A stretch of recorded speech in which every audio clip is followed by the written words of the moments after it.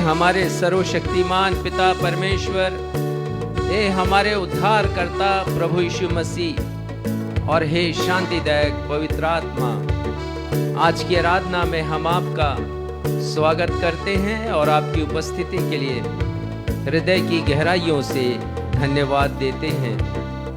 प्रभु यीशु मसीह ने कहा, जहाँ कहीं 2 या 3 मेरे नाम से एकत्रित होते हैं, मैं उनके मध्य में उपस्थित रहता हूँ। और आज की संध्या के समय हमारे बहुत से दर्शक अपने अपने निवास स्थानों में 2, 3, 4, 5 की संख्या में हैं। आप सभी का मैं स्वागत करता हूँ और आपको ये यकीन दिलाता हूँ कि प्रभु यीशु मसीह आपके मध्य में हैं। तो क्यों ना हम सब मिलकर प्रभु यीशु मसीह के उस महान प्रतिज्ञा को स्मरण करते हुए इस गीत को गाएं, जिसके शब्द भी यही कहते हैं, कितना हसीन वादा किया खुदावंद ने, जहां 2 या 3 जमा हो मैं हूं हाजिर उनमें।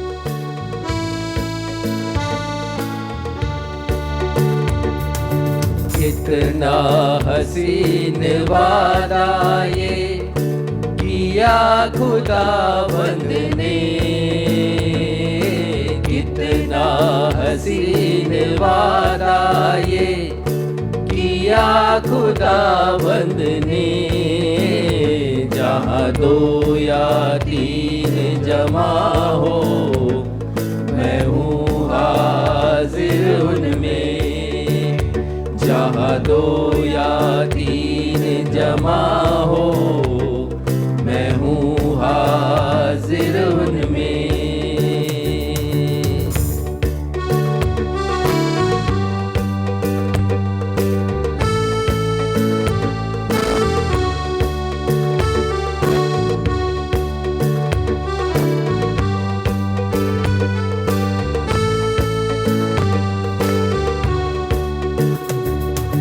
तुझे अकेला ना छोड़ूं मैं, रूह अपनी दे दूं।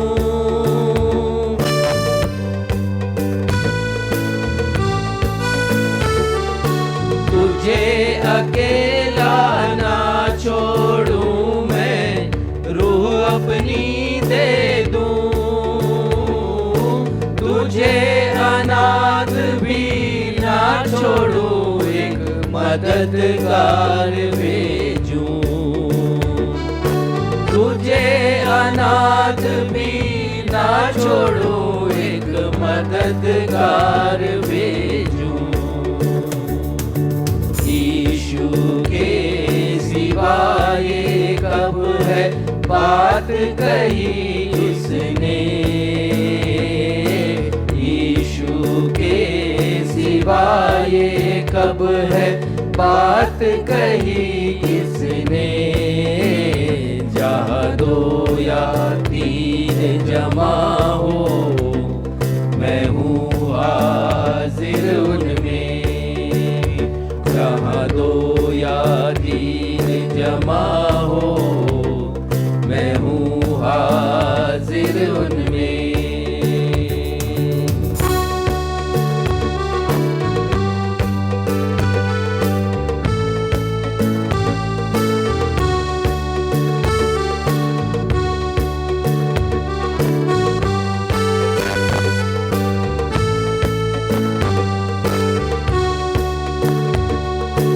दस्तक वो देता है, चाहे हर दिल में आना।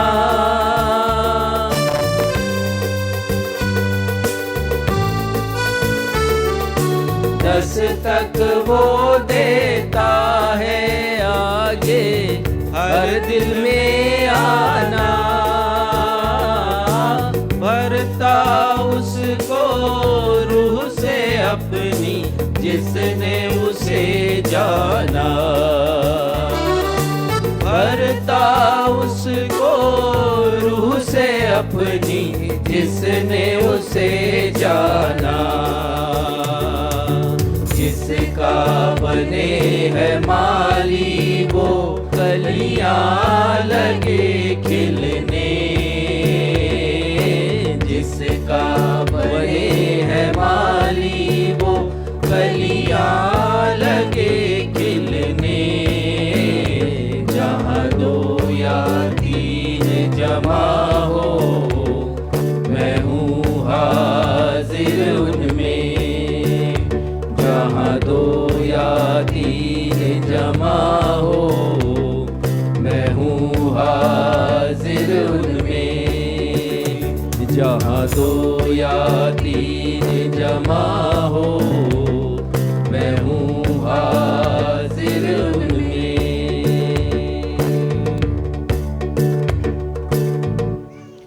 नवजीवन इवेंजलिकल चर्च की 251वीं 251st ऑन एवं ऑफलाइन आराधना में मैं क्षितिज मसीह आप समस्त प्रभु भक्तों का दुख भोग सप्ताह के प्रथम दिन की सभा में अपने उद्धारकर्ता प्रभु यीशु मसीह के अतुलनीय एवं अद्वितीय नाम में स्वागत करता हूं एवं आप सबों को जय यीशु, यीशु सहाय, शालोम, जय मसीह की और प्रेज द लॉर्ड कहता हूँ। Praise the Lord. आइए प्रिय भाइयों और बहनों, आराधना में आगे बढ़ते हुए हम सभी इस समय परमेश्वर पिता को महिमा देने के लिए परमेश्वर पिता के महान प्रेम को दर्शाता हुआ एक गीत अपने अपने स्थानों में खड़े होकर के आदर पूर्वक गाएंगे। और इस गीत के शब्द हैं, गहरे प्यार से तूने प्यार किया, माँ से गहरा है प्रेम तेरा।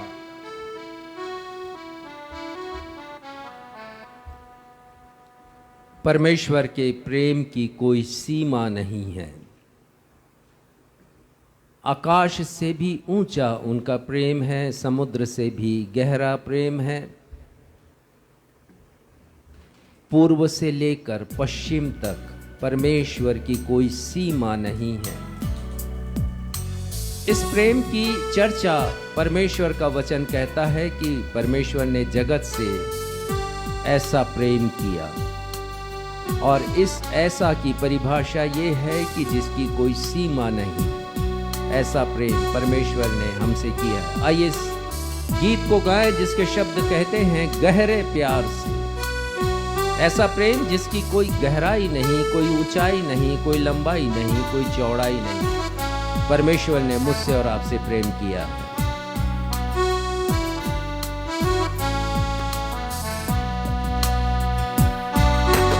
गहरे प्यार से तूने प्यार किया, गहरे प्यार से तूने प्यार किया, माँ से गहरा है प्यार तेरा,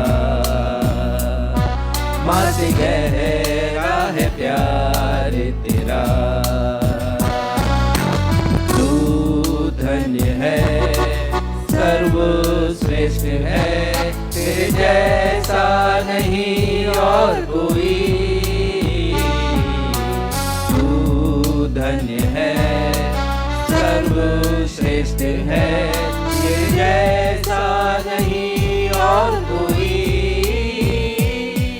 hallelujah, hallelujah, hallelujah, hallelujah, hallelujah, hallelujah, hallelujah, hallelujah.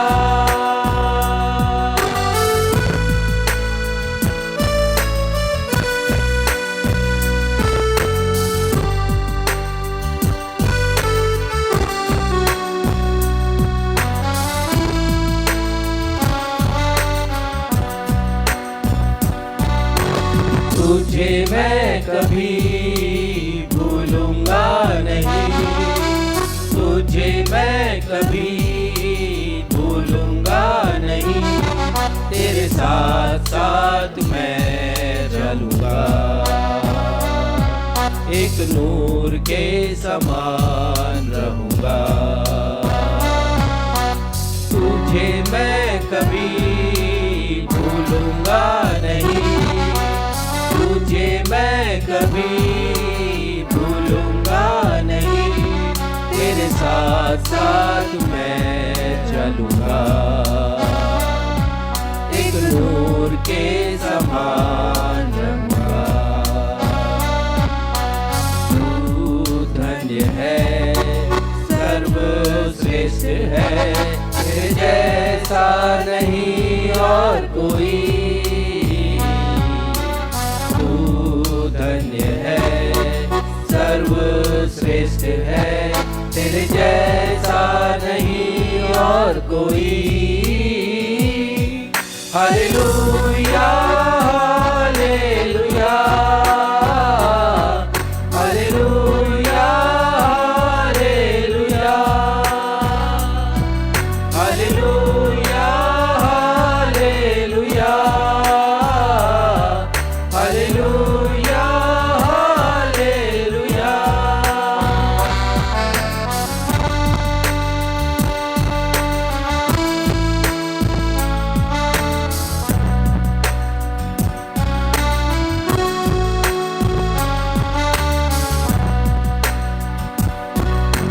तुझे मैं कभी छोड़ूंगा नहीं, तुझे मैं कभी छोड़ूंगा नहीं, तेरे साथ साथ मैं चलूंगा,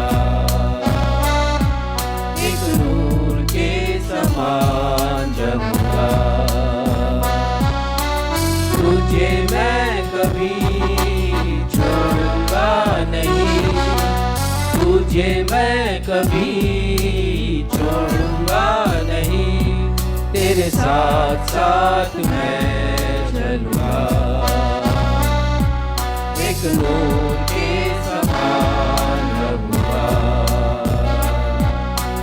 तू धन्य है, सर्वश्रेष्ठ है, तेरे जैसा नहीं और कोई। धन्य है, सर्वश्रेष्ठ है, तेरे जैसा नहीं और कोई। Hallelujah hallelujah hallelujah hallelujah hallelujah hallelujah hallelujah hallelujah.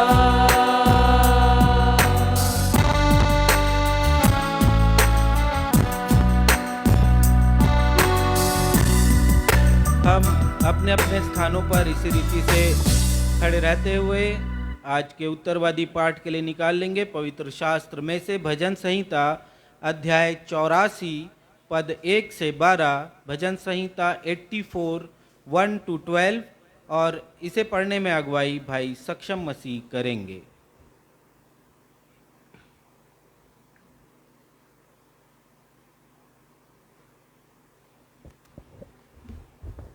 आइए हम सब मिलकर धर्मशास्त्र से निकालने भजन संहिता अध्याय 84।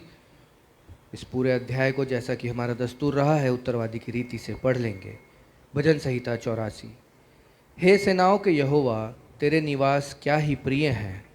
मेरा प्राण यहोवा के आंगनों की अभिलाषा करते करते मूर्छित हो चला। मेरा तन मन दोनों जीवते परमेश्वर को पुकार रहे। हे सेनाओं के यहोवा, हे मेरे राजा और मेरे परमेश्वर, तेरी वेदियों में गौरैया ने अपना बसेरा और शूपा बेनी ने घोंसला बना लिया है, जिसमें वह अपने बच्चे रखे। क्या ही धन्य है वे जो तेरे भवन में रहते हैं, वे तेरी स्तुति निरंतर करते रहेंगे। क्या ही धन्य है वह मनुष्य जो तुझ से शक्ति पाता है, और वे जिनको सियोन की सड़क की सुधि रहती है। वे रोने की तराई में जाते हुए उसको सोतों का स्थान बनाते हैं। फिर बरसात की अगली वृष्टि उसमें आशीष की आशीष उपजाती है। वे बल पर बल पाते जाते हैं, उनमें से हर एक जन सियोन में परमेश्वर को अपना मुंह दिखाएगा। हे सेनाओं के परमेश्वर यहोवा, मेरी प्रार्थना सुन। हे याकूब के परमेश्वर, कान लगा। हे परमेश्वर, हे हमारी ढाल, दृष्टि कर और अपने अभिषिक्त का मुख देख। क्योंकि तेरे आंगनों में का एक दिन और कहीं के 1000 दिन से उत्तम है दुष्टों के डेरों में वास करने से अपने परमेश्वर के भवन की डेवड़ी पर खड़ा रहना ही मुझे अधिक भावता है। क्योंकि यहोवा परमेश्वर सूर्य और ढाल है, यहोवा अनुग्रह करेगा और महिमा देगा, और जो लोग खरी चाल चलते हैं उनसे वह कोई अच्छी वस्तु रख ना छोड़ेगा। हे सेनाओं के यहोवा, क्या ही धन्य है वह मनुष्य जो तुझ पर भरोसा रखता है। यह सत्य और जीवित परमेश्वर का सत्य और जीवित वचन है। परमेश्वर पिता प्रभु यीशु मसीह और पवित्र आत्मा अपने इस वचन के पढ़े जाने, सुने जाने और समझे जाने पर हम में से हर एक को अपनी बहुतायत की आशीषों से परिपूर्ण करें। हम सब कहें आमीन। आमीन। कलीसिया अपना स्थान ग्रहण करे। अब समय होगा कि हम अपनी कलीसिया के पासबान रेवरेंड राजेश मसीह से सूचनाओं को सुन सकेंगे। सूचनाओं के पश्चात वे हम सबों के लिए मध्यस्थता की प्रार्थना में अगुवाई भी करेंगे।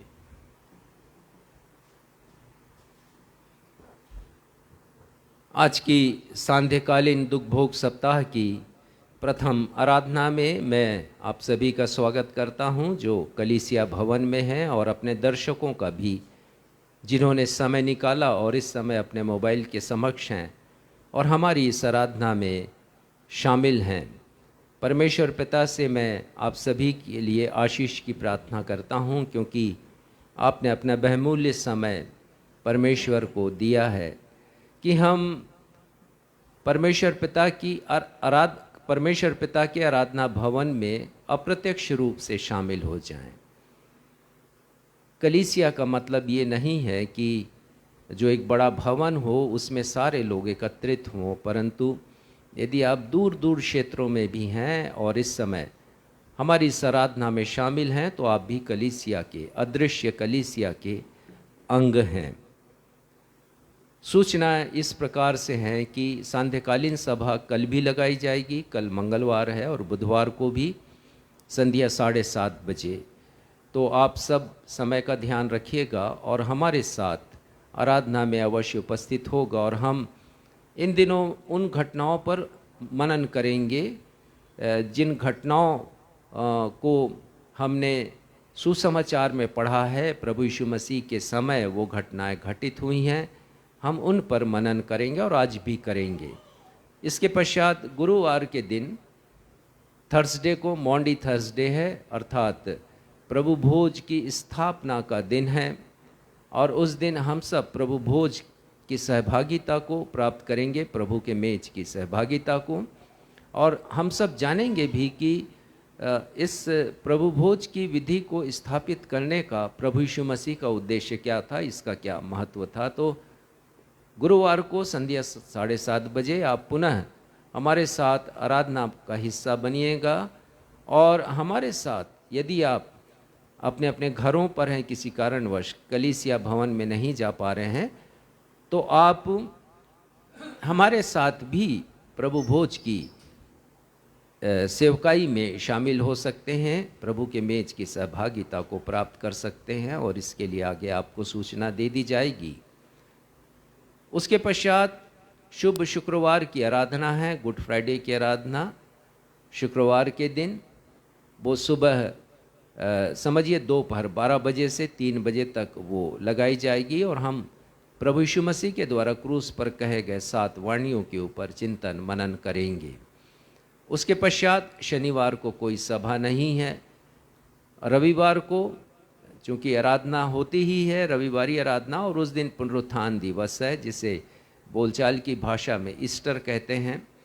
तो पुनरुत्थान दिवस की आराधना 11:10 के बाद लगाई जाएगी। आप सभी से अनुरोध है कि अधिक से अधिक संख्या में आप कलीसिया भवन में या ऑनलाइन अपने अपने मोबाइल के समक्ष, टेलीविज़न के सामने अवश्य उपस्थित हों, या आने वाले समय में जो वीडियो हम भेजेंगे आपको यूट्यूब पर, मैसेंजर पर, व्हाट्सएप पर, तो उसके द्वारा भी आप हमारे साथ इन आराधनाओं में शामिल हो सकते हैं और एक आत्मा से परिपूर्ण आराधना का हिस्सा बन सकते हैं। परमेश्वर के जीवित, प्रेरणादायक और अर्थपूर्ण संदेश को आप सुन सकते हैं। आइए हम सब प्रार्थना में जाएं। ये हमारे परमेश्वर पिता, हम आपको धन्यवाद देते हैं आज की संध्या कालीन सभा के लिए, जबकि कलीसिया उपस्थित है आपके सामने। पिता, हम धन्यवाद देते हैं, आपने हम सबों को ऐसा मन दिया है कि हम अपना समय आपको दे सकें, गीतों को गा सकें, वचन को सुन सकें जब वो पढ़ा जाए, और संदेश को भी सुन सकें। धन्यवाद देते हैं पिता इस मॉडर्न टेक्नोलॉजी के लिए, जिसके द्वारा हम अपने असंख्य दर्शकों के साथ पहुंच रहे हैं। प्रार्थना है पिता, हमारे प्रत्येक दर्शक आत्मिक रीति से इन दिनों आशीषित हों, आत्मिक जागृति आए पिता, और हम समझ सकें कि आप पवित्र आत्मा के द्वारा हमसे क्या बात करना चाहते हैं। आगे की आराधना में आप हमारे साथ हो। धन्यवाद के साथ अपनी इस प्रार्थना को आपके बेटे हमारे उद्धारकर्ता प्रभु यीशु के नाम से मांगते हैं, सुनिए, ग्रहण कीजिए। कलीसिया कहे आमीन।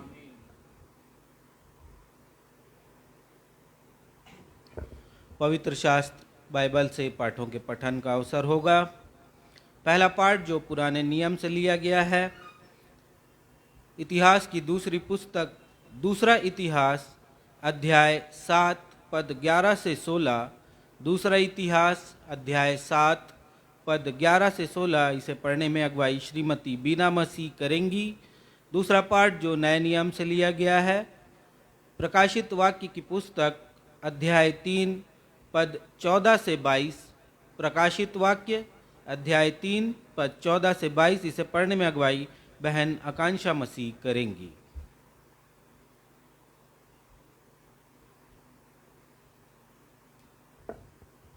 आप सबों को जय मसीह की। हम धर्मशास्त्र से निकाल लेंगे दूसरा इतिहास अध्याय 7 पद 11 से 16 तक।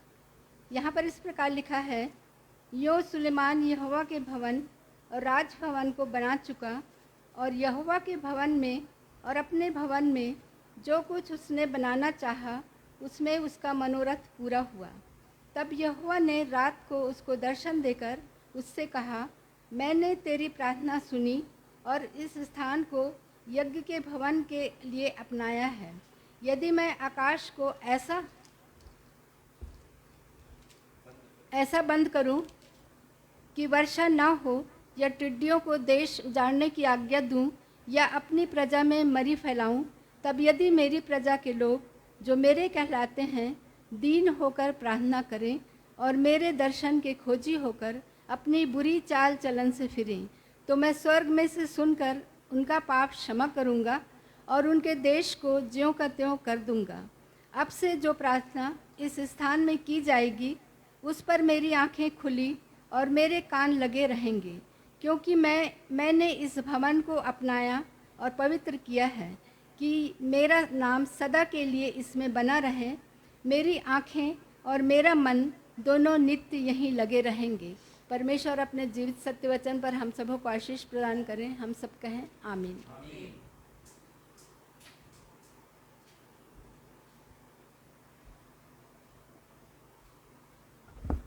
आप सबों को जय मसीह की। मैं आप लोगों के सामने पढ़ लूँगी दूसरा पाठ से नए नियम से प्रकाशित वाक्य अध्याय 3 पद 14 से लेकर 22 तक। लौदीकिया की कलीसिया के दूत को यह लिख, जो आमीन और विश्वास योग्य और सच्चा गवाह है और परमेश्वर की सृष्टि का मूल कारण है, वह यह कहता है कि मैं तेरे कामों को जानता हूँ कि तू ना तो ठंडा है और ना गर्म। भला होता कि तू ठंडा या गर्म होता। इसलिए कि तू गुनगुना है और ना ठंडा है और ना गर्म, मैं तुझे अपने मुंह में से उगलने पर हूँ। तू कहता है कि मैं धनी हूँ और धनवान हो गया हूँ और मुझे किसी वस्तु की घटी नहीं, और या नहीं जानता कि तू अभागा और तुच्छ और कंगाल और अंधा और नंगा है। इसीलिए मैं तुझे सम्मति देता हूँ कि आग में ताया हुआ सोना मुझसे मोल ले कि तू धनी हो जाए, और श्वेत वस्त्र ले ले कि पहनकर तुझे अपने नंगेपन की लज्जा ना हो, और अपनी आँखों में लगाने के लिए सुरमा ले कि तू देखने लगे। मैं जिन जिन से प्रेम करता हूँ उन सब को उल्हाना और ताड़ना देता हूँ। इसलिए सरगर्म हो और मन फिरा। देख, मैं द्वार पर खड़ा हुआ खटखटाता हूँ। यदि कोई मेरा शब्द सुनकर द्वार खोलेगा तो मैं उसके पास भीतर आकर उसके साथ भोजन करूँगा और वह मेरे साथ। जो जय पाए मैं उसे अपने साथ अपने सिंहासन पर बैठाऊँगा, जैसा मैं भी जय पाकर अपने पिता के साथ उसके सिंहासन पर बैठ गया। जिसके कान हों वह सुन ले कि आत्मा कलीसियाओं से क्या कहता है। परमेश्वर अपने पढ़े हुए वचन पर आशीष दे। हम सब कहें आमीन।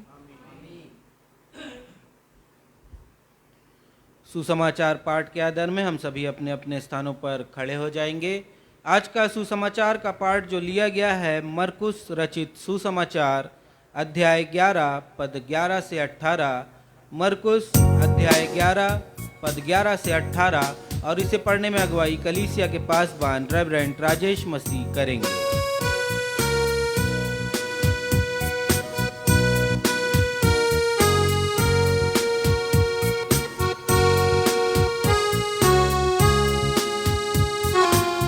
आज का सुसमाचार का पाठ मरकुस रचित सुसमाचार अध्याय 11 पद संख्या 11 से लेकर पद संख्या 18 तक। और यहाँ इस प्रकार लिखा है, और यीशु यरूशलेम पहुंचकर मंदिर में आया और चारों ओर सब वस्तुओं को देखकर 12 के साथ बैतनिय्याह गया, क्योंकि सांझ हो गई थी।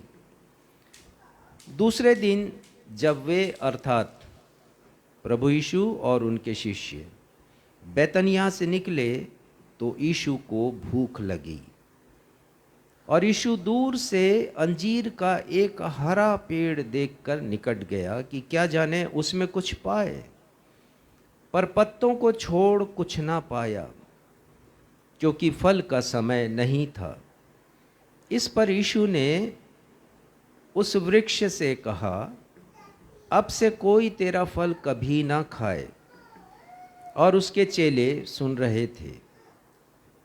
और वे यरूशलेम में आए और यीशु मंदिर में गया और वहाँ जो लेन देन कर रहे थे उन्हें बाहर निकालने लगा, और सर्राफों के पीढ़े और कबूतर के बेचने वालों की चौकियाँ उलट दीं, और मंदिर में से होकर किसी को बर्तन लेकर आने जाने नहीं दिया। और उपदेश करके उनसे कहा, क्या यह नहीं लिखा है कि मेरा घर सब जातियों के लिए प्रार्थना का घर कहलाएगा? पर तुमने इसे डाकुओं की खोह बना दिया है। यह सुनकर महायाजक और शास्त्री यीशु के नष्ट करने का अवसर ढूंढने लगे, क्योंकि वे यीशु से डरते थे, इसलिए कि सब लोग यीशु के उपदेश से चकित होते थे। ये प्रभु यीशु ख्रिस्ट का सुसमाचार है। हे प्रभु यीशु ख्रिस्ट, आपके नाम की महिमा हो। कलीसिया कहे आमीन। आमीन।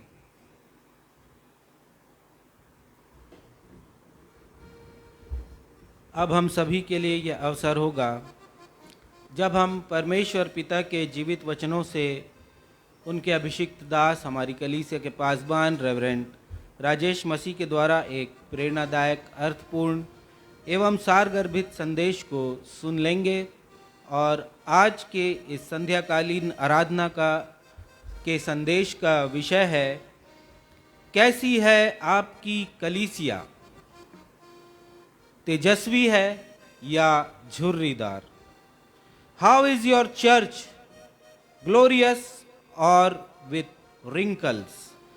परंतु इससे पहले कि हम संदेश में जाएं, हम अपने मनों की तैयारी में एक गीत मिलकर गा लेंगे। गीत के शब्द हैं, क्या तुम हो खुदा का मंदिर। इसे हम इंग्लिश और हिंदी दोनों में गाएंगे।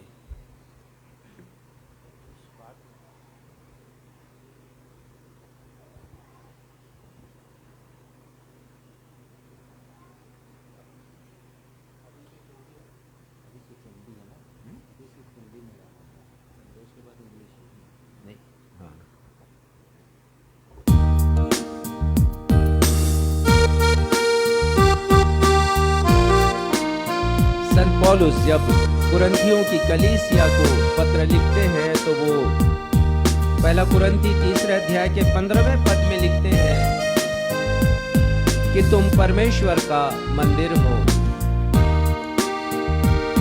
और वो लिखते हैं कि तुम पवित्र आत्मा का मंदिर हो, परमेश्वर तुम में निवास करते हैं।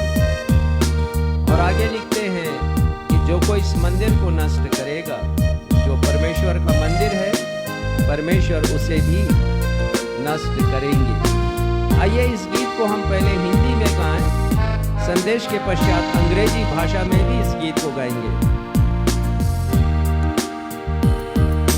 क्या तुम हो यीशु का मंदिर, क्या तुम हो यीशु का मंदिर, क्या तुम हो यीशु का मंदिर। यीशु का मंदिर कहाँ है क्या जानते हो? जानता हूँ मैं हूँ मंदिर, जानता हूँ मैं हूँ मंदिर, जानता हूँ मैं हूँ मंदिर। यीशु का मंदिर मुझ में है, जानता हूँ। देह मेरी है एक मंदिर, देह मेरी है एक मंदिर, देह मेरी है एक मंदिर। यीशु रहते हैं इसके अंदर, जानता हूँ। Hallelujah, hallelujah, hallelujah, hallelujah, hallelujah. Yeshu रहते इसके अंदर, जानता हूँ। यीशु रहते इसके अंदर, जानता हूँ। यीशु रहते इसके अंदर, जानता हूँ।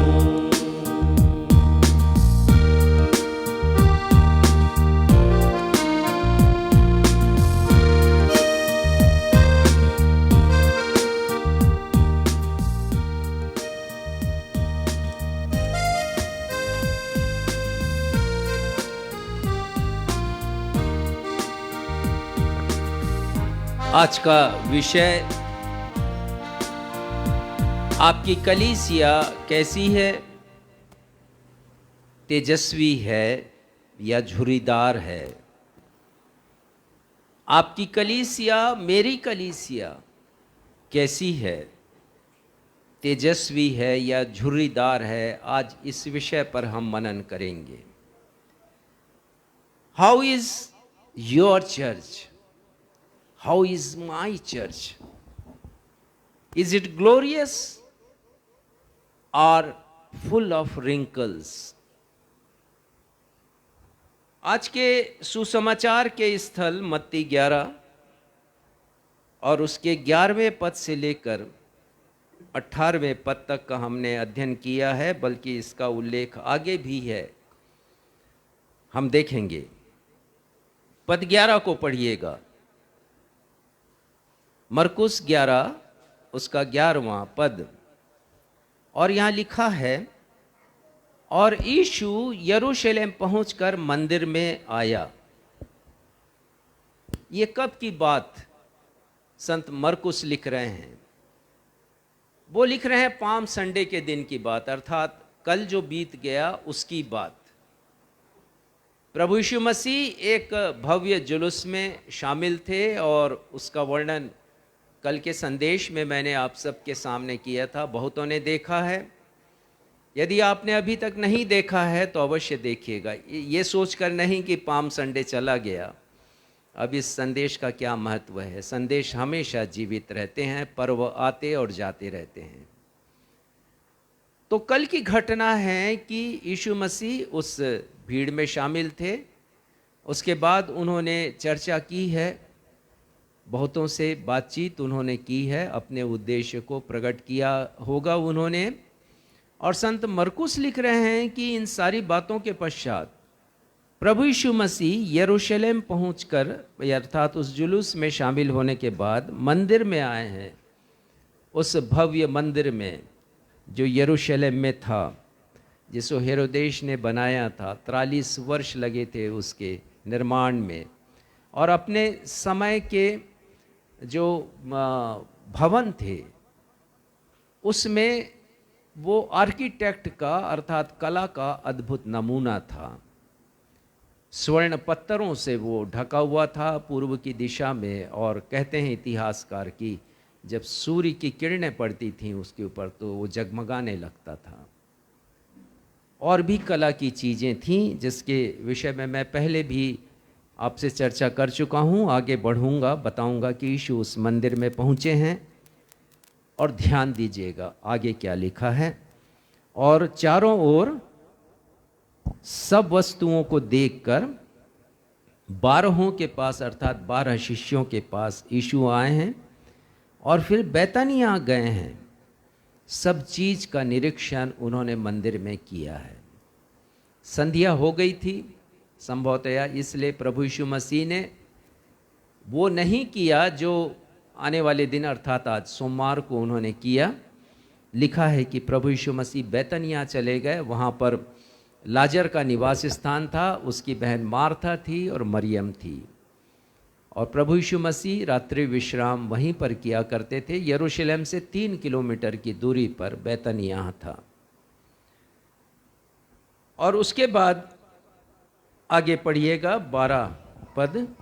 दूसरे दिन जब वे बेतनिया से निकले तो उसको भूख लगी। दूसरे दिन प्रातःकाल के समय, मैं समझता हूँ सुबह का 8 या 9 बजा होगा, प्रभु यीशु मसीह बैतनिय्याह से निकले हैं यरूशलेम जाने के लिए। और जब वो मार्ग में हैं तो लिखा है कि उनको भूख लगी। और आगे क्या हुआ 13 पद। वह दूर से अंजीर का एक हरा पेड़ देखकर निकट गया कि क्या जाने उसमें कुछ पाए, पर पत्तों को छोड़ कुछ न पाया क्योंकि फल का समय न था। हाँ, यहाँ पर लिखा है कि प्रभु यीशु मसीह को जब भूख लगी है तो उन्होंने एक अंजीर का हरा पेड़ देखा, हरा वृक्ष देखा है। और प्रभु यीशु मसीह उसके निकट गए हैं कि हो सकता है उसमें उन्हें फल मिल जाए जिसे खाकर वो अपनी भूख को शांत कर सकें। लेकिन यह भी लिखा है कि पत्तों के सिवा प्रभु यीशु मसीह को कुछ भी नहीं मिला। और आगे लिखा है फल का समय भी नहीं था। 14वां पद। इस पर उसने उससे कहा, अब से कोई तेरा फल कभी न खाए। और उसके चेले सुन रहे थे। हाँ, बहुत अद्भुत लगता है कि प्रभु यीशु मसीह ने वृक्ष से बातचीत की है, वृक्ष ने इसे सुना भी है। प्रभु यीशु कहते हैं कि तेरा फल कभी कोई ना खाए। और इस बात को केवल वृक्ष ने नहीं सुना है परंतु शिष्यों ने भी सुना है। और उसके बाद पढ़िए 15वां पद। फिर वे यरूशलेम में आए और वह मंदिर में गया और वहाँ जो लेन देन कर रहे थे उन्हें बाहर निकालने लगा। और सराफों के पीढ़े और कबूतर बेचने वालों की चौकियां उलट दी। प्रभु यीशु मसीह वहाँ बहुत नाराज हुए हैं, यद्यपि एक दिन पहले अवलोकन कर चुके थे, लेकिन प्रतिक्रिया उन्होंने आज व्यक्त की है। जो व्यापार हो रहा था मंदिर में, प्रभु यीशु मसीह क्रुद्ध हो गए देखकर, और उन्होंने प्रतिक्रिया व्यक्त की है। लिखा है कि सर्राफों के पीढ़े, क्योंकि लेन देन करने वाले थे, लेन देन करते थे, मुद्रा का विनिमय अर्थात मनी एक्सचेंज, रुपए पैसों को बदलने का काम करते थे। क्यों करते थे? क्योंकि ये फसह के पर्व का समय था और देश विदेश से हजारों लोग फसह का पर्व मनाने के लिए परमेश्वर के आज्ञा के अनुसार, व्यवस्था के अनुसार वो यरूशलेम में आया करते थे। तो उस समय काफ़ी भीड़ होती थी और वे लोग अपने देश की मुद्रा लेकर आते थे, देश का पैसा लेकर आते थे और उसको व्यापार के लिए उन्हें और मंदिर में चढ़ाने के लिए या अर्पण की वस्तु खरीदने के लिए वहीं के पैसों की ज़रूरत पड़ती थी, दिनार की ज़रूरत पड़ती थी। तो वहाँ उसका लेन देन करने के लिए बैंक वाले भी बैठे हुए थे मंदिर में, जिनका कोई काम नहीं था। और ये लोग बहुत राशि लेकर के, जो अंतर राशि होती थी, कमीशन जिसको कहते हैं, बहुत भारी कमीशन लेकर के उनको लूटा करते थे बेचारे उन लोगों को जो कि बहुत दूर देश से यात्रा करके फसह का पर्व मनाने के लिए वहाँ पर आए हैं। और फिर वहाँ पर कबूतर बेचने वाले भी हैं, और लिखा तो नहीं है लेकिन वहाँ पर और भी पशुओं के विक्रेता रहे होंगे। तो ये लोग कबूतर जैसी छोटी जो बलिदान का पक्षी है उसका भी काफ़ी मूल्य लगाया करते थे। तो एक प्रकार से बड़ा व्यापार का वो स्थान था। और आप यकीन कीजिए कि प्रभु यीशु मसीह इसलिए भी नाराज हुए क्योंकि एक बहुत बड़ा कमीशन जो व्यापार से, अवैध व्यापार से या भ्रष्टाचार के द्वारा जो धन कमाया जाता था उसका एक हिस्सा वो महायाजक को भी पहुंचता था और वहाँ भी पैसा बांटा जाता था। तो आजकल जो आप देख रहे हैं कि इस प्रकार की घटनाएं होती हैं, मत सोचिएगा कि पहले बहुत अच्छा राज था। यीशु के समय भी यही दशा थी। और आपको मैं बताऊं कि पिलातुस ने भी कमीशन इसमें मांगा था कि तुम्हारी बहुत अवैध कमाई हो रही है और तुम मुझे पैसा दो। और यदि आप पढ़ेंगे तो गलील के बहुत से लोगों का खून उसने बहा दिया था उनके बलिदान की वस्तुओं के साथ, इसीलिए क्योंकि उसको कमीशन नहीं मिला था। ये इतिहासकार जो बाइबल के विद्वान हैं और इतिहासकार, उन्होंने ये सारी बातें लिखी हैं। वैसे इसका वर्णन परमेश्वर के सुसमाचार में नहीं है। तो लिखा है कि प्रभु यीशु मसीह ने अपनी प्रतिक्रिया व्यक्त की है। और 16 पद पढ़िएगा। और मंदिर में से किसी को बर्तन लेकर आने जाने ना दिया। हाँ, देखिए ये भी एक लोगों ने एक सिस्टम बना लिया था कि बलिदान तुम किस में लेकर के जाओगे, तो वो बर्तन भी किराए से मिला करते थे और वहाँ पहुँचा करके देने का पैसा भी कुछ और लगा करता था। तो इस प्रकार से एक बड़ा व्यापार और पैसा कमाने का केंद्र वो परमेश्वर का भवन बन गया था और इसकी खुली छूट दे दी गई थी महायाजक के द्वारा और प्रशासक जो थे वहाँ पर नियुक्त थे उनके द्वारा भी। तो परमेश्वर के नाम से धर्म में अवैध धंधा चलाया जा रहा था जो प्रभु यीशु मसीह को नापसंद था। और उसके बाद पढ़िएगा 17वें पद में एक बहुत अच्छी बात लिखी है, पढ़िए। और उपदेश करके उनसे कहा, क्या यह नहीं लिखा कि मेरा घर सब जातियों के लिए प्रार्थना का घर कहलाएगा। प्रभु यीशु मसीह वहाँ उपदेश देते हैं क्योंकि लोगों की भीड़ एकत्रित हो जाया करती थी प्रभु यीशु मसीह के संदेशों को सुनने के लिए। तो प्रभु यीशु मसीह ने इस विषय पर एक संदेश दिया और वो कहते हैं मेरा घर सब जातियों के लिए। सब जाति, केवल एक जाति वहाँ पर जा सकती थी बलिदान चढ़ाने और वो यहूदी जाति थी। पर उन्होंने इस बड़े रहस्य को भी प्रकट कर दिया कि मेरे और आप जैसे जितने भी अन्य जाति बैकग्राउंड से आए हैं, पृष्ठभूमि से आए हैं, वे भी एक दिन परमेश्वर के भवन में उपस्थित होंगे, चाहे वो उनका निवास स्थान हो, चाहे परमेश्वर का भवन हो, जहाँ कहीं 2-3 एकत्रित होंगे, वो प्रार्थना का घर, वो स्थान कहलाएगा। प्रभु यीशु ने कहा। आगे पढ़िएगा 18वां पद। यह सुन के प्रधान याजक और शास्त्री उसके नाश करने को अवसर ढूंढने लगे क्योंकि वे उससे डरते थे, इसलिए कि सब लोग उसके उपदेश से चकित होते थे। देखिए, हर एक अच्छी बात का हमेशा विरोध होता है, लोग सह नहीं पाते हैं। अब ये जो महायाजक हैं, लूका यदि आप पढ़ेंगे, लूका रचित सुसमाचार 19 अध्याय, तो रईस शब्द भी आया है क्योंकि बहुत बड़ा वहाँ पर एक माफिया था जो काम कर रहा था, अवैध कमाई का जरिया उन्होंने बना कर रखा था।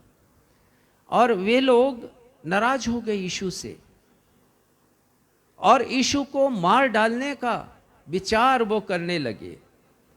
कई बार उन्होंने मार डालने का विचार किया है, योजना बनाई, षड्यंत्र किया, आगे भी हम देखेंगे इसके बारे में। और वो डरते थे क्योंकि बहुत से लोग प्रभु यीशु मसीह के प्रशंसक थे, उनके उपदेशों को सुना करते थे, इसलिए वो सामने नहीं आ पाए। 19वां पद। अब इसके बाद हम देखते हैं, तो पहले मैं बताऊं आपको 11 पद में मंदिर की चर्चा उसके बाद 12 से लेके 18 तक 12 से लेके 14 तक वृक्ष की चर्चा है, अंजीर के वृक्ष की, और 15 से 18 तक फिर से मंदिर है, और उसके बाद फिर अब अंजीर का वृक्ष आ गया है। 19वां पद पढ़िए। सांझ होती ही वे नगर से बाहर चले गए। हाँ, और उसके बाद 20। फिर भोर को जब वे उधर से जाते थे तो उन्होंने उस अंजीर के पेड़ को जड़ तक सूखा हुआ देखा। 21 पद भी पढ़ दीजिए। पतरस को वह बात स्मरण आई और उसने उससे कहा, हे रब्बी देख, यह अंजीर का पेड़ जिसे तूने श्राप दिया था सूख गया है। हाँ, देखिए, अब प्रभु यीशु मसीह यरूशलेम से फिर बैतनिया आ जाते हैं, और दूसरे दिन की बात है ये कि संत मरकुस लिखते हैं कि जब फिर भोर के समय यीशु मसीह यरूशलेम की ओर जा रहे थे तो उन्होंने देखा कि अंजीर के वृक्ष का पेड़ जड़ तक सूखा हुआ है, और पतरस को ये बात स्मरण आ गई है, और वो प्रभु यीशु से चर्चा कर रहे हैं, हे रब्बी, हे स्वामी, देख, यह अंजीर का पेड़ जिसे तूने श्राप दिया था सूख गया है। बहुधा आज के दिन, अर्थात जो दुख भोग सप्ताह का प्रथम दिन होता है, उसे मैं प्रथम दिन कहता हूँ, लेकिन बहुत जगह इसे दूसरा दिन कहते हैं, क्योंकि दुख भोग वो सोचते हैं कि पाम संडे के दिन से ही प्रारंभ हो गया, परंतु मैं सोचता हूँ कि 40वां दिन जो होता है लेंट का, वो पाम संडे के दिन होता है, इसलिए दुख भोग सप्ताह सोमवार से तो प्रथम दिन है हमारे लिए, हमारी कलीसिया के लिए।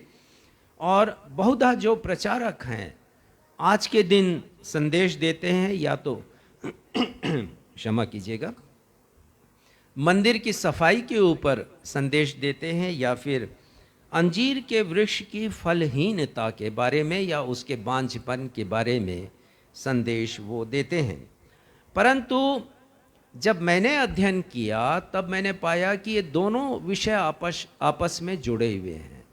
मंदिर की सफाई भी जो प्रभु यीशु मसीह ने की, और अंजीर के वृक्ष का जो बांझपन है या उसकी जो बंजरता है या उसकी अनुत्पादकता है या अनुपजाऊपन है, इन दोनों को हम अलग नहीं कर सकते हैं। तो हम आज साथ साथ इन दोनों का अध्ययन करेंगे और परमेश्वर के वचन से कुछ भेदों के विषय में भी हम जानेंगे, उसके रहस्य को हम जानेंगे।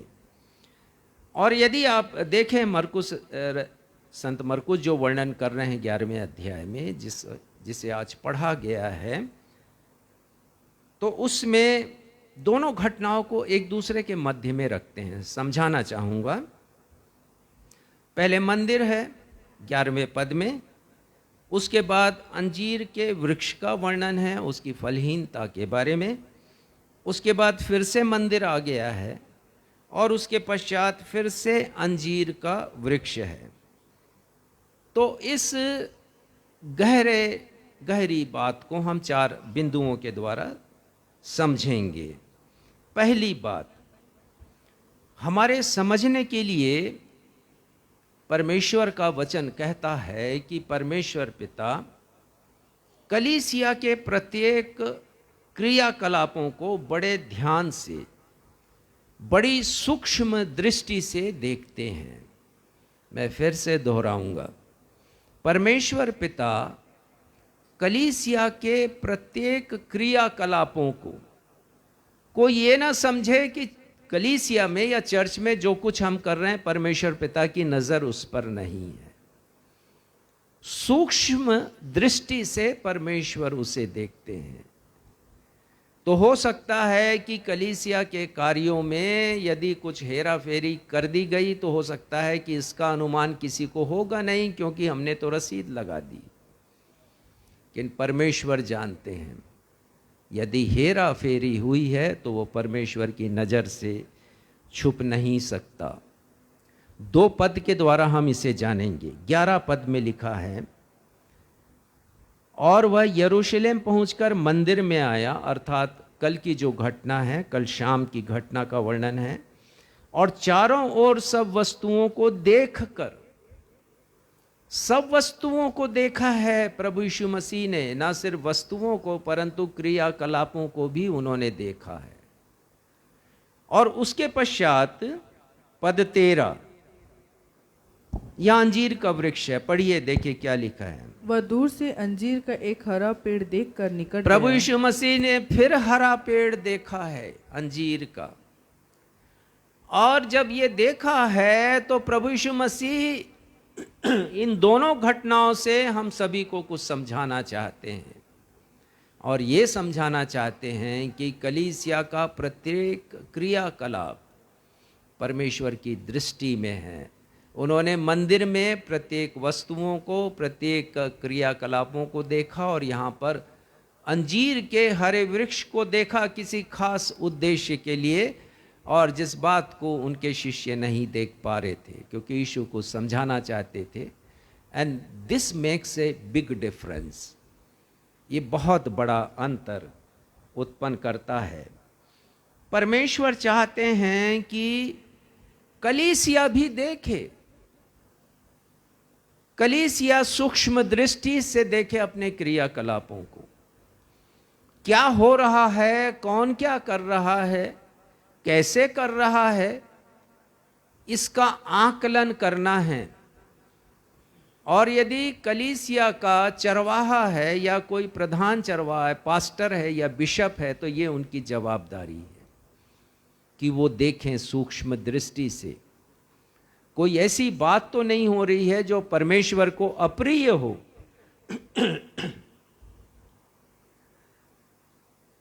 परमेश्वर हर बातों को बहुत ध्यान से देखते हैं, खासकर फलहीनता की बातों को।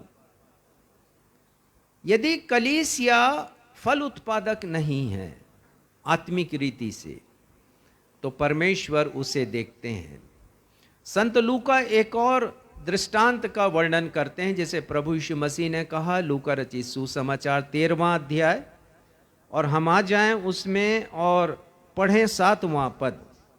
लूका उसका 13वां अध्याय और 7वां पद पढ़िएगा। लिखा है, तब उसने बारी के रखवाले से कहा, देख 3 वर्ष से मैं इस अंजीर के पेड़ में फल ढूंढने आता हूँ। यहां जो स्वामी हैं वो माली से कह रहे हैं कि देखो, मैं तो देख रहा हूं 3 वर्षों से, इस अंजीर के वृक्ष को मैं देख रहा हूं, इसमें कुछ फल उत्पन्न होता ही नहीं है। क्या तूने ध्यान दिया? क्या तूने देखा इस फल की दशा कैसी है? तो परमेश्वर चाहते हैं कि कलीसिया देखे, बड़ी गहराई से देखे कलीसिया, कि क्या कोई ऐसी बात तो नहीं जो परमेश्वर को अप्रिय हो। प्रभु यीशु मसीह ने लौदीकिया की कलीसिया से बातचीत किया है, और जब कलीसिया से बातचीत किया है तो लिखा है यहां पर 18वें पद में, उसके तीसरे हिस्से में वो लिखते हैं, अपनी आंखों में लगाने के लिए सुरमा मुझसे ले ले। प्रभु यीशु मसीह कह रहे हैं लौदीकिया की कलीसिया से, मैं देने के लिए तैयार हूं। वो कहते हैं कि सोना मुझसे ले ले, पवित्रता, और वस्त्र मुझसे ले ले, जो प्रभु यीशु मसीह की धार्मिकता है, और आंखों में लगाने के लिए सूरमा ले ले, ताकि तेरी दृष्टि साफ हो जाए। जो चीज तुझे दिखाई नहीं दे रही है वो तू देखने लगे। तो कलीसिया के पास्टर, कलीसिया के अगुओं का यह कर्तव्य है कि बड़ी सूक्ष्म दृष्टि से झांकें कलीसिया में, कलीसिया के लोगों के जीवन को भी झांकें, देखें क्या गड़बड़ी है उनके जीवन में। प्रभु यीशु मसीह यहाँ पर बहुत बड़ी बात सिखाना चाह रहे हैं, और वो कह रहे हैं कि तू देखने लगे, सूरमा ले ले कि तू देखने लगे। तो देखने की आवश्यकता है। परमेश्वर पिता बहुत सूक्ष्म दृष्टि से देखते हैं, ना सिर्फ देखते हैं परंतु सुनते भी हैं। कलीसिया में क्या हो रहा है ये परमेश्वर पिता देखते हैं। कलीसिया के लोग क्या बोलचाल कर रहे हैं परमेश्वर पिता उसे भी सुनते हैं। पर्दे के पीछे क्या बात हो रही है परमेश्वर पिता उसे भी सुनते हैं। कैसे जानते हैं? आज का एक पाठ पढ़ा गया, दूसरा इतिहास, उसका 7वां अध्याय, और यहां पर लिखा है 15 पद में, ये तब की बात है जब सुलेमान ने एक भव्य मंदिर बनाया है परमेश्वर के लिए और उसको वो डेडिकेट कर रहे हैं।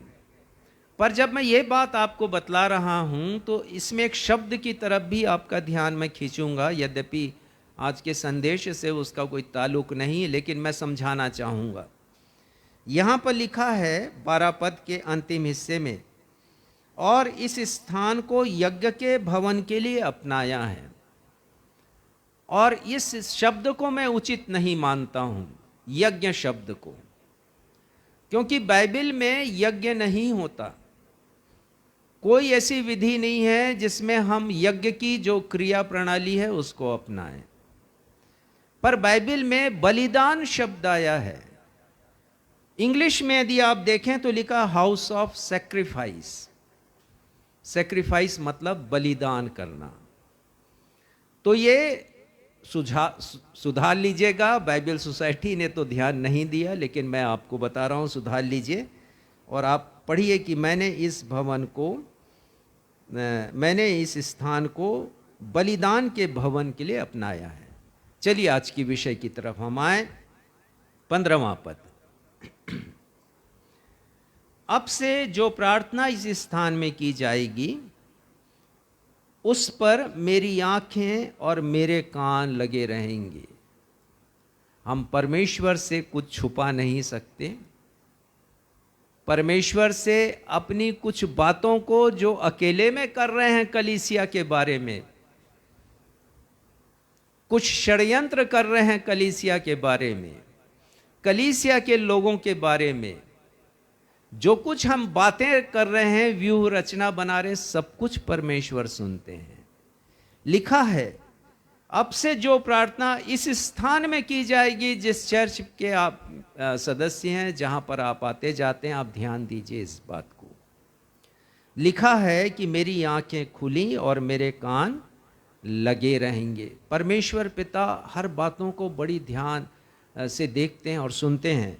और 16 पद के अंतिम हिस्से में भी पढ़िएगा, यही बात लिखी है। 16 पद के अंतिम हिस्से में, मेरी आंखें और मेरा मन दोनों नित्य यहीं लगे परमेश्वर पिता कहते हैं हर रोज नित्य लगातार मैं अपनी आंखें लगाऊंगा तुम्हारे भवन के ऊपर, और जो बात तुम कर रहे, जो चर्चा कर रहे हो, उसके ऊपर भी मैं ध्यान लगाऊंगा। और देखिए राजा सुलेमान ने भी कितना अच्छा लिखा। सबोपदेशक की किताब में राजा सुलेमान लिखते हैं 5वें अध्याय में लिखा है, जब तू परमेश्वर के भवन में जाए तब सावधानी से चलना।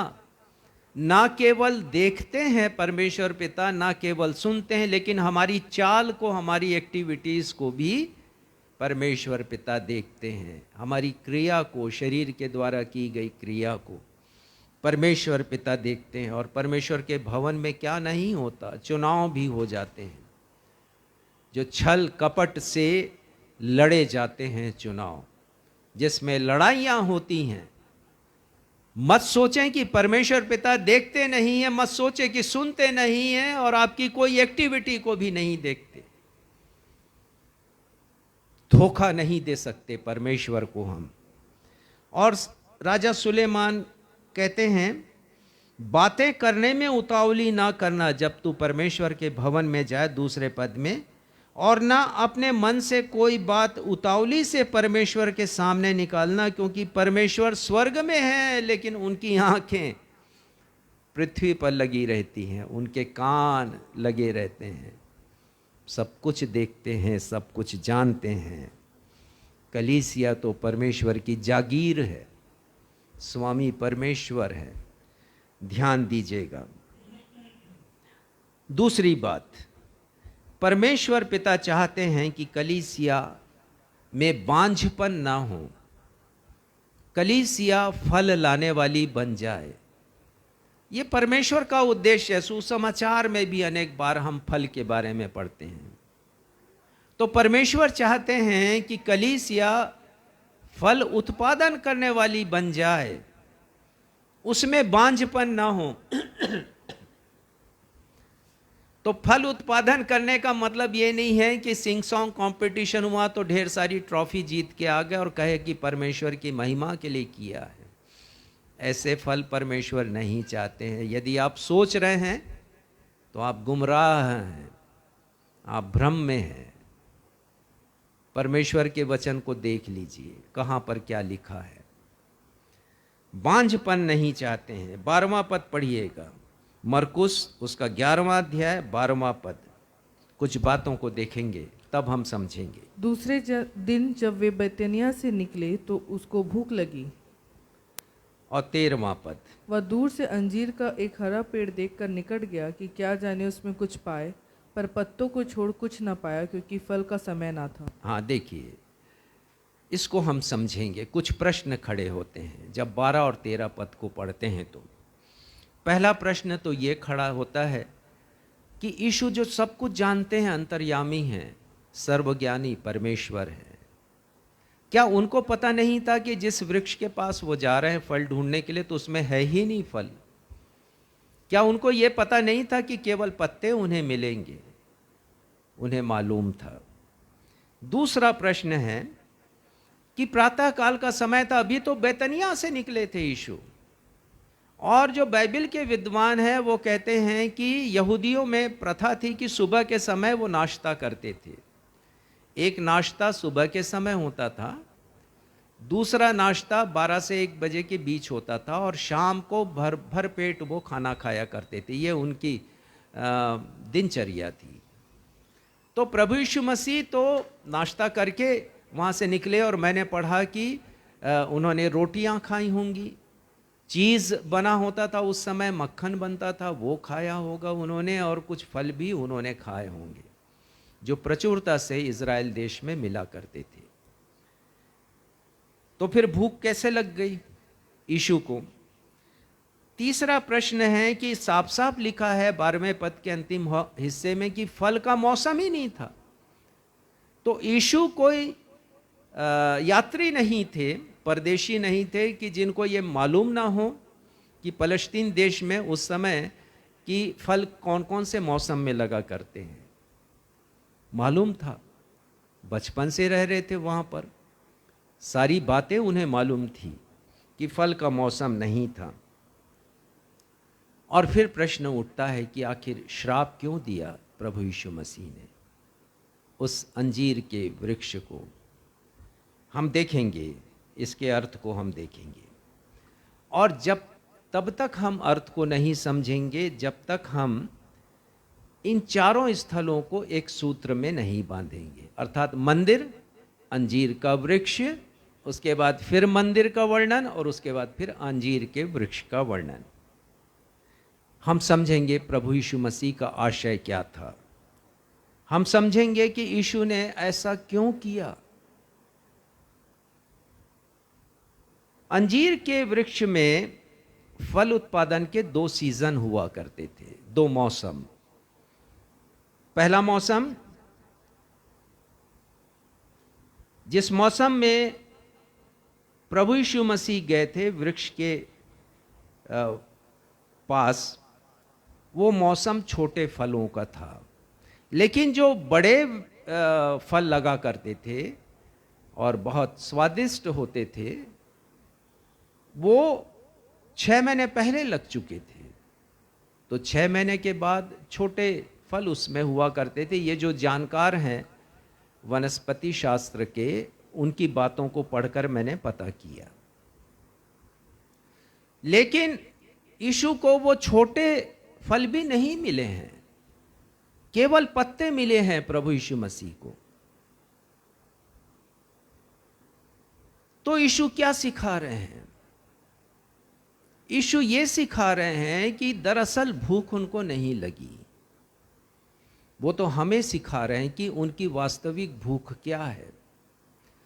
अंजीर का वृक्ष जो आया है, जिसका वर्णन चाहे लूका 13 अध्याय में हो या फिर ये मरकुस के 11वें अध्याय में 11 पद के बाद, ये जो अंजीर का वृक्ष है वो कलीसिया की आत्मिक दशा का वर्णन करता है। कलीसिया की आत्मिक दशा क्या है? तो प्रभु यीशु मसीह को यदि भूख है तो वो कलीसिया के फलों की भूख है, जिसका उत्पादन कलीसिया को करना है। अर्थात एक सेटिस्फैक्शन की बात है, एक संतुष्टि की बात है कि यीशु को संतुष्टि कब मिलती है? जब वो देखते हैं कि कलीसिया में फल लगे हैं, और वो हर कलीसिया में जा करके देख रहे हैं। जैसे ये वृक्ष के पास आए हैं तो दूर से देखा है उन्होंने उस अंजीर के वृक्ष को, और दूर से देखते हैं कलीसिया को कि फल लगे हैं कि नहीं लगे हैं।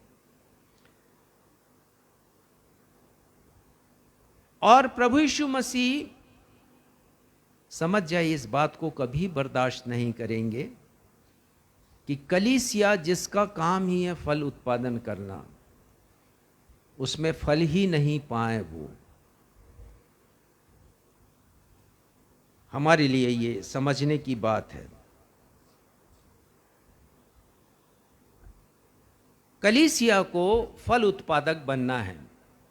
प्रभु यीशु मसीह ने यूहन्ना रचित सुसमाचार उसके 15वें अध्याय में इस बात को लिखा है। 4 पद पढ़िएगा कि प्रभु यीशु मसीह चाहते हैं कि कलीसिया में मैं और आप हैं, तो व्यक्तिगत रूप से हमारे जीवन से और कलीसिया से जो समग्र रूप से चाहते हैं, वो क्या चाहते हैं? पढ़िए 4 पद। तुम मुझ में बने रहो और मैं तुम में, जैसे डाली यदि दाखलता में बनी ना रहे तो अपने आप से नहीं फल सकती, वैसे ही तुम भी यदि मुझ में बने ना रहो तो नहीं फल सकते। हाँ, तो मैंने आपको बतलाया कि अंजीर का वृक्ष कलीसिया की आत्मिक दशा को दर्शाता है, और यहाँ पर प्रभु यीशु मसीह बता रहे हैं अंगूर की डालियाँ, ये भी कलीसिया की आत्मिक दशा को दर्शाता है। तो प्रभु यीशु मसीह कह रहे हैं यहाँ पर कि यदि डाली दाखलता में बनी ना रहे तो अपने आप से नहीं फल सकती, वैसे ही तुम भी यदि मुझ में बने ना रहो तो फल नहीं सकते। यदि फल नहीं उत्पादन कर रही है कलीसिया, इसका मतलब वो यीशु में बनी नहीं है। यीशु के साथ संलग्नता खत्म हो गई है कलीसिया की, और कलीसिया की संलग्नता संसार से ज्यादा हो गई है। प्रभु यीशु मसीह ने कलीसिया को संसार में भेजा है, लेकिन अफसोस की बात कि बहुत सी कलीसियाओं में संसार घुसपैठ कर चुका है। मनुष्य के बनाए हुए नियम वहां पर काम कर रहे हैं, संविधान जिसे कहते हैं, और कलीसिया उससे संचालित होती है। पर परमेश्वर के वचन का जो गूढ़ भेद है उसे वो संविधान भूल जाता है, क्योंकि वो तो सांसारिक रीति से बनाया गया है, आत्मिक रीति से नहीं। तो आत्मिक दशा को प्रभु यीशु मसीह देखते हैं, और वो चाहते हैं कि कलीसिया फल लेकर के आए और हम भी फल लेकर के आए। अब सवाल उठता है कि कौन सा फल प्रभु यीशु मसीह चाहते हैं कलीसिया से। एक पद निकालिए, लूका 3:8। लूका 3:8, यहाँ पर हम पढ़ते हैं कि यूहन्ना बपतिस्मा देने वाले ने प्रचार का काम प्रारंभ किया है। और वो क्या प्रचार कर रहे हैं? पढ़िए 3 अध्याय के 8वें पद में। अतः मन फिराओ के योग्य फल लाओ। वो कह रहे हैं कि मन फिराव का फल, ये कलीसिया की पहली आवश्यकता है कि वो उद्धार का प्रचार करे, मन फिराव का प्रचार करे, पापों से प्रायश्चित का प्रचार करे। कलीसिया ने बहुत करके इसे कलीसिया के लोगों पर छोड़ दिया, और अपनी जिम्मेदारी से कलीसिया भाग रही है। ये कलीसिया की जवाबदारी है कि वो बताए लोगों के पापों को, उसके विषय में वो चर्चा करे। और लोग मुक्ति को प्राप्त करें, उद्धार को प्राप्त करें, अपने मन को फिराएं। तो ये फल चाहते हैं प्रभु यीशु मसीह, जिसे आजकल की भाषाओं में कहा जाता आत्माओं को जीतना। सुसमाचार, दूसरी बात, सुसमाचार का प्रचार करे कलीसिया, लेकिन कितना प्रचार कर रही है? जो प्रचार कर रही है अपने लोगों के बीच में कर रही है। कब से कर रही है? जब से उनका बपतिस्मा हुआ है, जब से वो संडे स्कूल जाना शुरू किए हैं, उन्हीं के मध्य प्रचार हो रहा है। लेकिन प्रचार का क्रियान्वयन नहीं हो रहा है कि जो प्रचार किया जा रहा है वो क्रिया रूप में बदल जाए, कि लोग जाके संसार में प्रचार करें या कलीसिया प्रचार करे, या कलीसिया ऐसे लोगों को सक्षम बनाए जो प्रचार के काम में संलग्न है। यह है फल उत्पादकता, जिसे कलीसिया को करना है। और तीसरी बात है कि परमेश्वर पिता चाहते हैं कि कलीसिया में आराधना आत्मा और सच्चाई से हो, क्योंकि परमेश्वर आत्मा है। प्रभु यीशु मसीह ने कहा अवश्य है कि उसके भजन करने वाले आत्मा और सच्चाई से भजन करें। लेकिन क्या कलीसिया में ऐसी आराधना हो रही है? प्रभु यीशु मसीह ने तो कहा कि मेरा भवन प्रार्थना का भवन कहलाएगा, लेकिन क्या सच्चे अर्थों में प्रार्थना हो रही है? कलीसिया में हम सभी का आचरण परमेश्वर के वचन के अनुरूप होना चाहिए, तो हमने देख ही लिया। कलीसिया चिंता का स्थान है, चिंतन और मनन करने का स्थान है। लेकिन हम देखते हैं कि कलीसिया में रगड़े और झगड़े हैं। झगड़ों का प्रारंभ कलीसिया से हो रहा है, कलीसिया में ही विवाद उत्पन्न हो रहे हैं और कलीसिया के लोगों में झगड़े हो रहे हैं, चाहे वो चुनाव का समय हो, चाहे कोई सभी समय क्यों ना हो। अद्भुत रीति से आप झगड़ा होता हुआ देखेंगे। कलीसिया के स्वामित्व के ऊपर भी झगड़े होते हैं। ये तो परमेश्वर से संबंध सुधारने का स्थान है कलीसिया। तो इस प्रकार के फल लगे होना है कलीसिया में, और हमें इसके ऊपर चिंतन करने की आवश्यकता है कि क्या हमारी कलीसिया या हमारा जीवन फल उत्पादन कर रहा है या नहीं कर रहा है। कहीं ऐसा तो नहीं है कि बांझपन देख रहे हैं प्रभु यीशु मसीह, जैसे उस अंजीर के वृक्ष में उन्होंने देखा है। और तीसरी बात हम देखेंगे, हम सब जानते हैं कि प्रभु यीशु मसीह कलीसिया को लेने के लिए आने वाले हैं। लेकिन प्रभु यीशु मसीह कैसी कलीसिया को लेकर जाएंगे, इसका वर्णन संत पौलुस करते हैं इफिसियों की किताब में, उसके 5वें अध्याय के 27वें पद में। हम सब कहते हैं कि कलीसिया को लेने के लिए प्रभु यीशु मसीह आ रहे हैं, और हम सब अपने आप को समझते हैं कि कलीसिया के साथ हम उठाए जाएंगे। लेकिन कलीसिया में तो विवाद है, कलीसिया तो फल उत्पादन नहीं कर रही है। कलीसिया में उन बातों की तरफ ध्यान नहीं दिया जा रहा है जो परमेश्वर चाहते हैं कि ध्यान दें कलीसिया। कलीसिया में तो कलह है, मनमुटाव है, बैर है, ईर्ष्या है। कलीसिया में तो हेरा फेरी है। कलीसिया के धन का दुरुपयोग है। कलीसिया में जिस धन का उपयोग सुसमाचार प्रचार के लिए होना चाहिए, कलीसिया की स्थापना के लिए होना चाहिए, वो किसी और बात में लगाया जा रहा है। बहुत सी कलीसियाओं में तो जो धन देते हैं उसी से भोजन भी कर लेते हैं, आने जाने का किराया भी मिल जाता है, बहुत सी सहूलियतें प्रदान की जाती हैं कलीसिया के लोगों को, जैसे क्लब में सुविधाएं प्रदान की जाती हैं। तो क्या प्रभु यीशु मसीह ऐसी कलीसिया को लेने आएंगे? पढ़िएगा 27वां पद, इफिसियों 5 उसका 27वां पद। और ना शैतान को अवसर दो। इफिसियों 5 उसका 27 पद। और उसे एक ऐसी तेजस्वी कलीसिया बनाकर अपने पास खड़ी कर। हाँ, यीशु मसीह एक तेजस्वी कलीसिया बनाना चाहते हैं, मेरे और आपकी कलीसिया को। ग्लोरियस कलीसिया, महिमामयी कलीसिया प्रभु यीशु मसीह बनाना चाहते हैं। क्या ये बन रही है प्रभु यीशु मसीह के पैमाने पर? क्या ये खरी उतर रही है? सोचने की आवश्यकता है। आगे पढ़िएगा। बनाकर अपने पास खड़ी करे, जिसमें न कलंक न झुर्री न कोई और ऐसी वस्तु, वरन पवित्र और निर्दोष हो। हाँ, प्रभु यीशु मसीह कह रहे हैं कि वो कलंक ना हो कलीसिया के ऊपर, कोई ऐसी बात ना हो जिसमें दाग लग जाए कलीसिया के ऊपर या हमारे जीवन के ऊपर, और ना कोई झुर्री हो। क्या मतलब है इसका, हम समझेंगे। झुर्री शब्द संपूर्ण बाइबल में केवल यहीं पर आया है। तो ध्यान देने की जरूरत है कि झुर्री कब लगती है चेहरे पर। वो तब लगती है जब हम उम्र दराज हो जाते हैं, ज़्यादा उम्र हो जाती है मनुष्य की, तो झुर्रियाँ लगती हैं। तो बहुत से पाप हैं। एक पद निकालिएगा, यशायाह पहला अध्याय 6वां पद पढ़िएगा।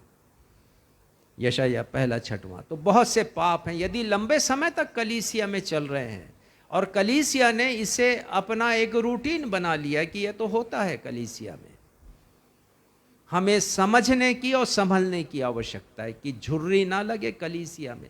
नहीं लेके जाएंगे ऐसी कलीसिया को जिसमें कलंक है, जिसमें पापों की झुर्रियां हैं, वर्षों से पापों की, वर्षों के पापों की। पढ़िएगा यशायाह पहला 6वां अध्याय 6वां पद। पाँव से सिर तक कहीं भी कुछ आरोग्यता नहीं। हाँ, देखिए ये बता रहे हैं, वर्णन कर रहे हैं यशायाह। पाँव से सिर तक, नख से सिर तक कोई आरोग्यता नहीं, अर्थात बीमार है कलीसिया। और केवल चोट और कोड़े की मार के चिन्ह, केवल चोट है और कोड़े के मार के चिन्ह हैं, वो निर्दोष नहीं है कलीसिया। आगे, और सड़े हुए घाव हैं, सड़े हुए घाव हैं। आगे, जो ना दबाए गए ना बांधे गए। कभी ध्यान ही नहीं दिया कलीसिया के प्रचार में कि लोग किस तरह से पाप की जिंदगी जी रहे हैं। और अफसोस की बात और शर्म की बात तो यह है कि ना दबाए गए, और उसके साथ क्या शब्द है, ना दबाए गए ना बांधे गए। ना बांधे गए हैं। कोई उपचार नहीं हुआ है, उसके मवाद को, पाप के मवाद को निकाला नहीं गया है। ऐसे लोग जो कि लिव इन रिलेशनशिप में हैं, जिनका आचरण ठीक नहीं, लड़ाई करने वाले लोग हैं, और दुनिया भर के जो ऐब हैं उसमें रहने वाले लोग, वो कलीसिया के अगुवे बन रहे हैं। परमेश्वर का वचन सावधान करता है कि इस बांझपन को, कलीसिया के बांझपन को निकालना, यदि हम जाना चाहते हैं प्रभु यीशु मसीह के साथ स्वर्ग में जब वो दोबारा आएंगे तब। और वो लिखते हैं कि प्रभु यीशु मसीह ऐसी कलीसिया चाहते हैं जो कि निर्दोष हो, और उसमें कोई भी ऐसी वस्तु ना हो जिसे वो नापसंद करते हैं। कितना साफ साफ परमेश्वर का वचन कहता है। ये क्यों कहते हैं? क्योंकि इसमें 25 पद में लिखा है, क्योंकि मसीह ने भी कलीसिया से प्रेम करके अपने आप को उसके लिए दे दिया। प्रभु यीशु मसीह का बलिदान कलीसिया के लिए, इसलिए उनकी अपेक्षाएं भी कलीसिया से है। पर सवाल यही है कि क्या कलीसिया इस अपेक्षा पे उतर रही है? और फिर आगे लिखते हैं कि प्रभु यीशु मसीह ने कलीसिया से प्रेम किया है। वो तो चाहते हैं कि कलीसिया अपने आप को सुधार ले, वो चाहते हैं कि कलीसिया फल लेकर के आए। यदि कलीसिया अपने आप को नहीं सुधारेगी तो कलीसिया दंडित की जाएगी, कलीसिया छोड़ दी जाएगी। ध्यान रखिए, मत कहिएगा कि हमने तो ये गीत गाया, नीले आसमां के पार जाएंगे, मेरा यीशु रहता जहां। छोड़ दिए जाएंगे यदि सुधारेंगे नहीं हम अपने आप को। यूहन्ना 15 उसके दूसरे पद में लिखा है, जो डाली मुझ में है और नहीं फलती उसे वह काट डालता है। मैंने बताया कि जब तक हम यीशु से संलग्न नहीं रहेंगे, यीशु से जुड़े हुए नहीं रहेंगे, फल उत्पादन नहीं कर सकते। और यहाँ लिख रहे हैं, वो कह रहे हैं प्रभु यीशु मसीह की जो नहीं फलती उसे, वो माली है अर्थात परमेश्वर, वो काट डालते हैं, और जो फलती उसे और भी छांटते हैं। ये जो छांटना है बहुत तकलीफ दे हो सकता है कलीसिया में, क्योंकि आपको लोगों की बातों को सुनना पड़ेगा यदि पास्टर है तो, अगुवे है तो। और उसके बाद 6वां पद पढ़िएगा, यूहन्ना 15:6। यदि कोई मुझ में बना ना रहे तो वह डाली के समान फेंक दिया जाता और सूख जाता है, और लोग उन्हें बटोर कर आग में झोंक देते हैं तो और वे जिसे जल आप जाते हैं। कलीसिया कह रहे हैं उसका ये हश्र हो जाएगा। जो डाली नहीं फलती, माली क्या करते हैं? काटते हैं, फेंक देते हैं, सूख जाती तो अग्नि में जला देते हैं स्थान बनाने के लिए। हम ना सोचें कि हर कलीसिया चली जाएगी प्रभु यीशु मसीह के साथ बादलों पर। प्रकाशित वाक्य 3:16 में लौदीकिया की कलीसिया को लिखते हुए प्रभु यीशु मसीह कहते हैं, मैं तुझे मुंह से उगलने पर हूँ। बहुत सी बातें उन्होंने कही हैं लौदीकिया की कलीसिया के लिए। समय नहीं कि ये सब बातों को हम देखें, पर यह निश्चित जानिए कि यदि हमने वैसा आचरण नहीं किया जैसा प्रभु यीशु मसीह चाहते हैं कलीसिया के संदर्भ में, तो हम दंडित किए जाएंगे, छोड़ दिए जाएंगे। दूसरा इतिहास में 26 अध्याय में राजा उज्जियाह का वर्णन है, जरूर बताना चाहूँगा इनके विषय में। ये राजा उज्जियाह, परमेश्वर की ऐसी कृपा हुई इनके ऊपर, इन्होंने मन फिराया, परमेश्वर की राह पर चलने लगे, परमेश्वर ने आशीषित किया। लिखा है 16 पद में, दूसरा इतिहास 26 अध्याय 16 पद, परंतु जब वह सामर्थी हो गया तब उसका मन फूल उठा। वो घमंड से भर गया, इतना घमंड से भर गया कि उसने क्या किया? और उसने बिगड़कर अपने परमेश्वर यहोवा का विश्वासघात किया, अर्थात वह धूप की वेदी पर धूप जलाने को यहोवा के मंदिर में घुस गया। अर्थात जिसका अपात्र था, वो जिसके योग्य नहीं था, काबिल नहीं था, यह काम तो याजकों का था। यहोवा के पवित्र मंदिर में वहाँ पर जो वेदी थी उस पर धूप जलाने का काम याजकों का था। उस काम को उसने स्वयं ले लिया। हम अपने कर्तव्यों के प्रति सावधान रहें। जो काम परमेश्वर ने हमें दिया है कलीसिया के प्रति, उसे सजाने संवारने का, उस काम को हम करें। आजकल बहुत से प्रचारक, पास्टर, प्रोफेट और हीलर खड़े हो गए हैं। योग्यता है, बुलाहट है या नहीं, लेकिन अपने उद्देश्यों की पूर्ति के लिए खड़े हो गए। सावधान होने की जरूरत है कलीसिया को। इसके बारे में आगे भी हम देखेंगे। आइए हम सब मिलकर प्रार्थना करें। हे हमारे सर्वशक्तिमान पिता परमेश्वर, हम धन्यवाद देते हैं कि आज आपने पवित्र आत्मा के माध्यम से हमसे बातचीत की है। पिता, होने दीजिए कि हम एक ऐसी कलीसिया बनाएं जिसमें ना कोई दाग हो, ना कोई झुर्री हो, और हम उसके अंग बन जाएं। कलीसिया के लोगों से बनती है। कलीसिया के लोगों में सुधार की आवश्यकता है, ताकि कलीसिया बने। और सुधार तब होगा जब उसके पास्टर, उसके अगुवे अपनी जिम्मेदारी को निभाएंगे।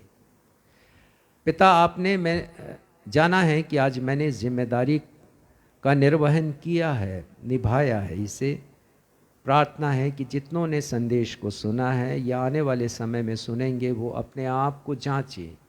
आप हर बातों को देखने वाले परमेश्वर, हर बातों को सुनने वाले परमेश्वर हैं। हमारे चाल चलन पर ध्यान देने वाले परमेश्वर हैं। हमारी प्रार्थना है पिता कि हम सावधान हो जाएं, ताकि हम बेदाग, बेझुर्री पाए जाएं, और जब यीशु आए तो हम उनके साथ बादलों पर उठा लिए जाएं। आज के वचन के प्रकाशन के लिए हम आपको धन्यवाद देते हुए अपनी इस प्रार्थना को आपके बेटे, हमारे उद्धारकर्ता प्रभु यीशु मसीह के अद्वितीय नाम में मांगते हैं। सुनिए, ग्रहण कीजिए। आमीन। हम सब अपने स्थानों पर खड़े हो जाएं, आशीष ग्रहण करेंगे। अब हमारे द्वैत पिता परमेश्वर का प्रेम, हमारे उद्धारकर्ता प्रभु यीशु मसीह का अनुग्रह और शांतिदायक पवित्र आत्मा की सहभागिता हम में से हर एक के साथ अब से लेकर हमारे उद्धारकर्ता प्रभु यीशु मसीह के दूसरे आगमन तक हमेशा होती रहे। कलीसिया कहे आमीन।